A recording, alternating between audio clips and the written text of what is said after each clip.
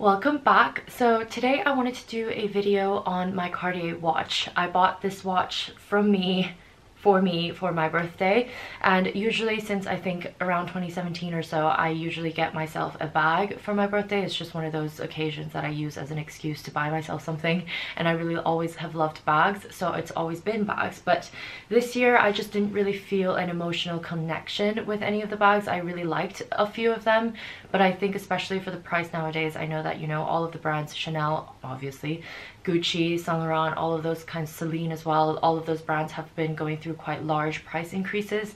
I just really didn't think that, you know, the way that I was feeling for the bag versus the money that it would cost for me to get it was worth my while this year. So I'm still on the lookout for anything that I might be interested in, but definitely not for now. And you know, I've been kind of noticing watches lately. Like, it wasn't always something that I've been interested in. I really don't know much about watches at all. I'm just going to caveat this in this video. I'm very much new to this whole kind of watch sphere, but I knew that I wanted something from Cartier. I've always heard amazing things about, you know, their quality and their designs, and it's something that's quite classic. Essentially what I had in my mind was that I really wanted a watch that, I don't know if any of you will resonate with this, but you know, you've seen your parents wear for their entire lives, you know, on special occasions, on a daily. I remember seeing my aunt wear the same exact watch since I was growing up, so I kind of definitely romanticized that idea a little bit and was thinking that I was ready in that stage of my life to get one of these pieces that will be with me throughout my entire life, that I can wear every single day when I'm out and about. The second that I thought that I wanted a watch, I was interested in Cartier, so that's why I got this one. So I'm going to break this video up into 3 parts. So the first part will be this specific watch. I'll just show you, you know, everything that comes in it, the features of the watch, and then I'll go through why I bought it and the other watches that was in the running for me to choose from. I was pretty set on Cartier from the beginning, so I wasn't really exploring other brands, although the other brand, Jaeger Le Couture or Jaeger, I don't know, that brand's Reverso watch I was also interested in. And then last but not least, the shopping experience. I think it was definitely one of those core memory experiences. I went to Paris for a day, where we live in London, and I went with 2 of my friends and my boyfriend, and we went to Paris for one day just to get some shopping done, and definitely for my watch. So yeah, that was just such a fun experience, and the person serving within Cartier really kind of reaffirmed the whole luxury experience. Anyway, I'll get into that a little bit later, but yeah, let's get started. So when you purchase the watch, it comes in a shopping bag like this. I got my watch at Printemps, so yeah, this also came in a bright kind of teal Printemps bag, I think, just to try to conceal that this is a kind of expensive item. And then within the box you just get this red box. It's really beautiful, and the camera is kind of showing it a little bit more bright red, but actually in reality it's more of a wine red. It looks really beautiful. And then when you open the box like this is something that I found really kind of cool. You know, I really love packaging, especially when it comes to luxury products, but when you open the box like this, the front flap actually bends down like this, and then the box has actually a kind of little D thing to stop the popper from popping up randomly, so you just kind of slot it into the thing right here. But then once you open it, you just kind of press this button and it unlocks the box. I'm not doing a very good job about this. Yeah, so you press it and then it kind of pops up, and then the watch is inside. So I'll take the watch out for now. I've only had this watch for about a week. I store it without the clasps just so that it can rest a little bit in my head. That's kind of how I've justified it. And then the box itself just looks like this with Cartier over there. If you watched other kind of Cartier or just watch videos, you'll know that the packaging for kind of fine jewelry and watches is just amazing. And then there are 2 little pull tabs on either side of the box, and you remove that, and then that's where the authenticity card usually sits. I've stored it in a safe place now. And then you also get a nice little booklet. I think this is kind of talking about the materials and also the kind of craftsmanship. And then your links are also in a little baggie right here as well, as you can see. So yeah, it's a really nice little compartment. You also usually do get a travel pouch, which I got. It just looks like this, and it's really nice, kind of a soft, short-haired crushed velvet material. It feels very kind of like tactile, and I really love just kind of touching it. And then you have 2 popper buttons over here that's gold, and then it says Cartier over here, and it's lined in kind of a microfiber cream colored suede material.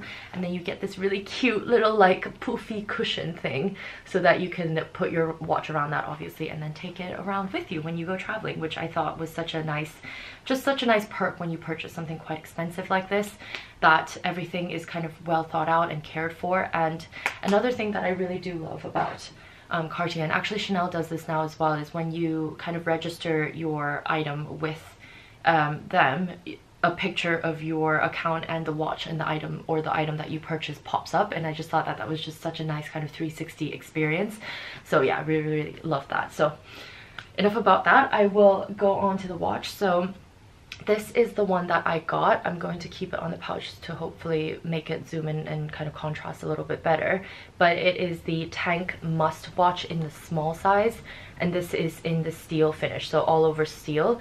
I know that you can actually remove the steel bracelet and substitute that for a leather bracelet as well if you wanted. That's what the sales associate said when we were speaking to him.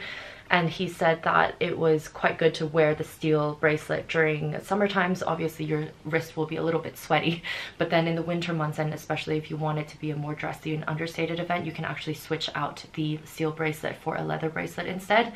So I thought that was really nice. Like, you're essentially getting quite a few watches in one. That's kind of how I justified it in my head. But yeah, as you can see, this is the Tank Must, and I'm going to just pull out my drawer so then I can rest my hand here while I talk. What it looks like, and then you can see that the links are kind of more vertical, not vertical, horizontal like this, and it runs through the entirety of the watch. And then you have, you know, these kind of butterfly clasp finish that I really love. It kind of makes the whole watch look really seamless when you do put it on.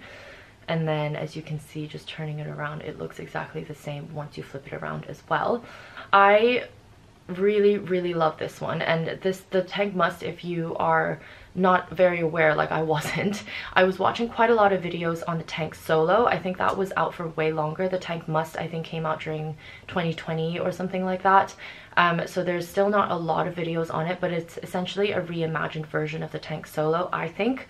But the Tank Solo basically has a flatter kind of ridge over here.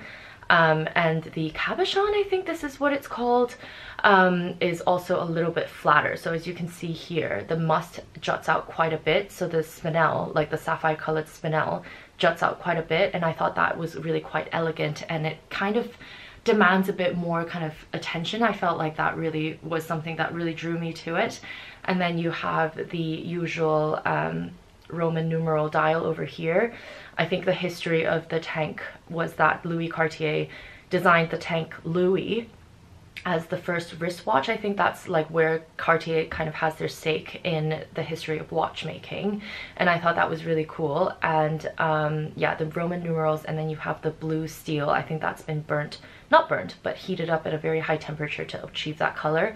But I think, you know, the blue spinel over here really brings out the color of the blue hands over here, so it just really finishes it well. So nice. And yeah, white cream face, I think, and then it says Cartier, and then I think on the 10 o'clock dial there's actually Cartier embossed on the sides over there. I can do more close-up shots as well so that you can see. And yeah, I think at the very bottom it says Swiss made.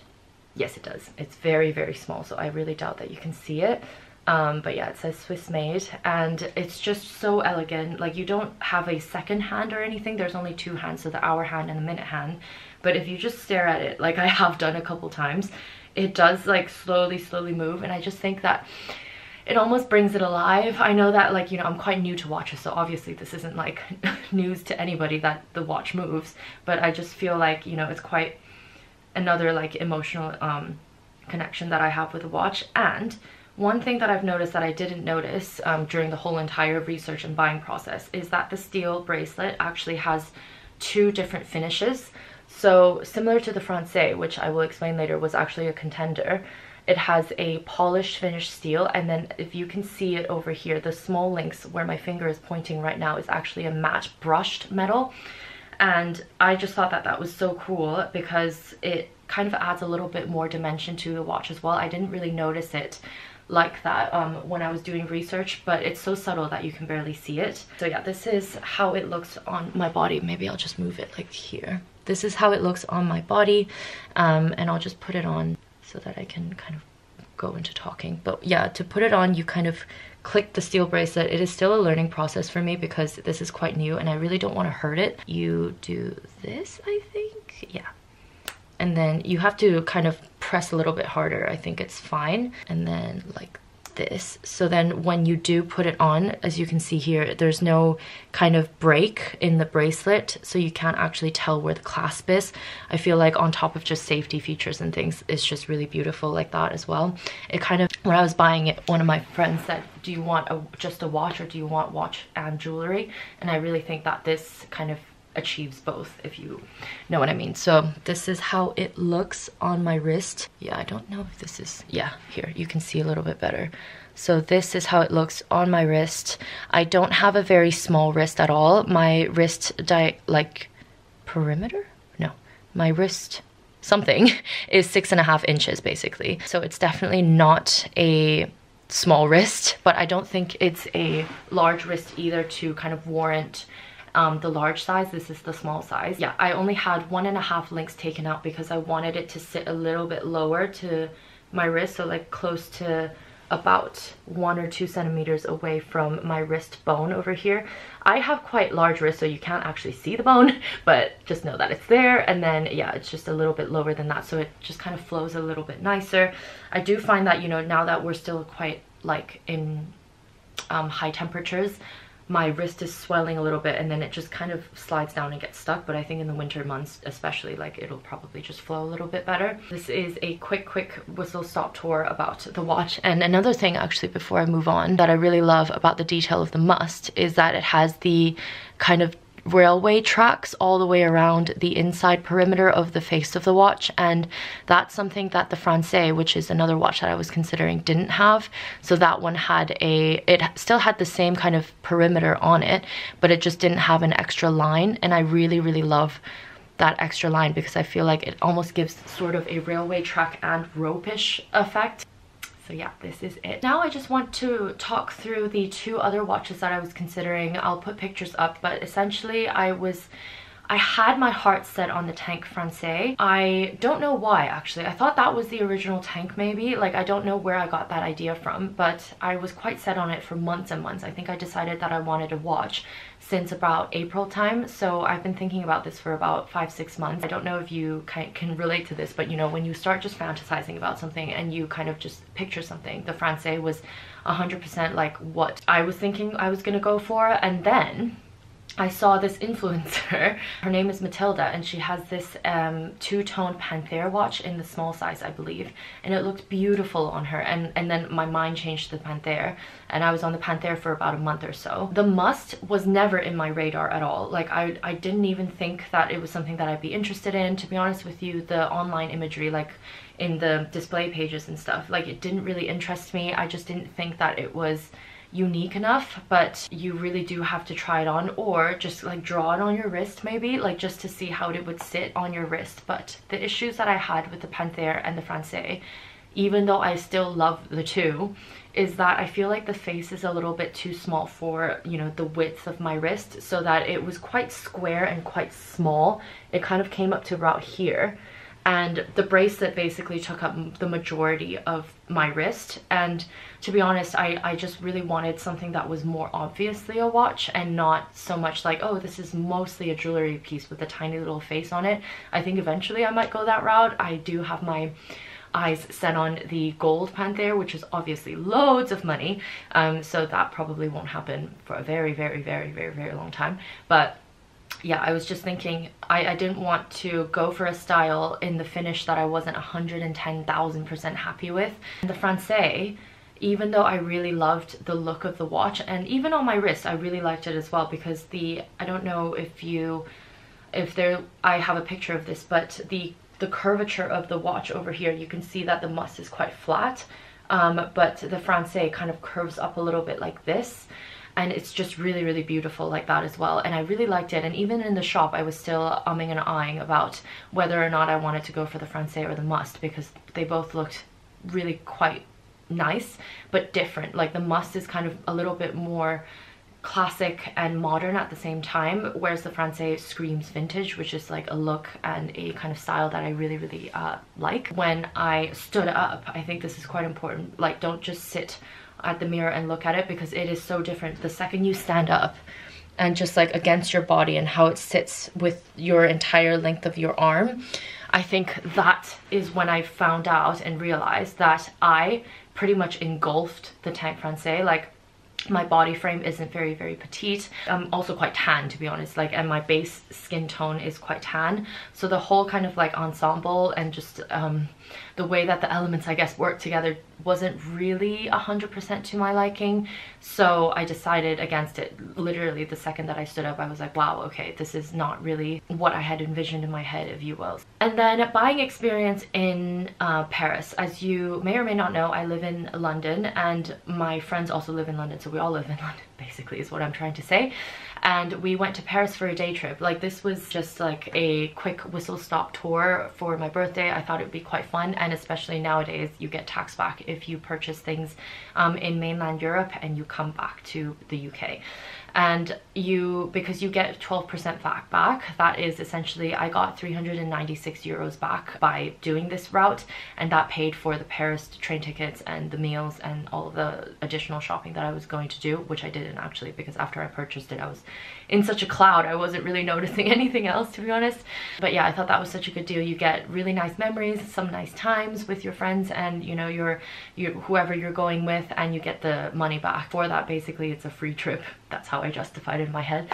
We went to Galeries Lafayette first. I thought that that would be the most complete stock, and to be honest with you, I was quite scared of the Champs-Elysees and, you know, the Vendôme stores, because they are such huge stores, standalone stores in a really luxe, beautiful area, that, you know, I felt like I just didn't want to feel like I was looked down on, because I was looking for quite an entry-level watch. And this is 100% just on me. Like, you know, even if you get a kind of like experience at a luxury shop, it is on them, not you. But, you know, I just didn't want that to kind of taint my sort of day and like my experience. So I thought the Galeries Lafayette would be quite simple, but they didn't have any. So we went to Printemps, and I didn't even think that there was a Cartier store in there, but there was, which is amazing, and I would really highly recommend going there. The person who took care of me was amazing. He was so sweet and kind and really relaxed as well, and we had fun in the experience, you know. Like he let my friend try on a 53,000 euro like beautiful white gold bracelet watch that, you know, he knows that we have no intention of purchasing, but it's just that kind of experience that, you know, like I didn't realize I was lacking. I don't know, you know, if you want to watch my Chanel video, the experience was quite rigid. Like it wasn't like they were rude or anything, but it was very rigid. It was kind of like, okay, you're gonna buy this, fine, and then buy. But I didn't mind that, to be honest, and it was just kind of normal because I just wanted the bag. I'm not there and I'm to become a regular customer or anything, but it's just such a nice surprise, I guess, when the sales associate is having fun with you and makes it an experience rather than just a transaction. I think my boyfriend Rory said it really correctly, because he was there for both accounts. He said that the Chanel experience felt more kind of like just luxury retail, but Cartier felt more just like a luxury experience. So it didn't feel like, you know, you were rushed or you were just there as a customer. It just felt like, you know, a bunch of people sitting around admiring and sharing shared interests. So that was, you know, the biggest differentiating factor for me. And we were there for a good 2 hours, not because, well, because I couldn't make up my mind for quite a while, but then also, you know, he was making sure, you know, the watch sat where I wanted it to sit. The watch technician, I think, who is not visible usually, I think they have a back office somewhere where they do all the adjustments and the cleaning and stuff. He came out a couple times just to make sure that I was happy with it, and that's why I got 1.5 links taken out, because initially they thought 2 would do, but I thought that 2 was too tight and it was sitting quite like forward on my arm, and I wanted to go back a little bit, but just a tiny little bit. And this is like stuff that I wouldn't say if I wasn't comfortable, but they really made me feel so comfortable and just so like well looked after. He really took his time explaining to me, you know, registering for an account in Cartier, registering the watch. We get 8-year warranty when you purchase something from Cartier like this, and that's amazing. Like the battery apparently also lasts for 8 years. He really walked through, you know, the things that you get, the pouches that you get, where everything is, like what to do if you wanted servicing dressing or whatever, I was really treated as VIP, and now, you know, I can't say enough good things about Cartier. So I guess that is the effects of customer service. So that's something that I learned new as well in Paris. Yeah, so that is the video. That is my watch, my very first luxury watch. I'm very excited to just wear this pretty much for the rest of my life. I'm really happy with my decision. I think, you know, I've worn this watch around 4 or 5 times already, and every single time I look at it, I'm just like, ooh. I kept asking my friends to ask me what time it is so that I could just look at it. But yeah, that is my watch. And yeah, thank you so much for watching. Do like and subscribe to my channel if you are interested in this kind of thing, and I will see you in the next video.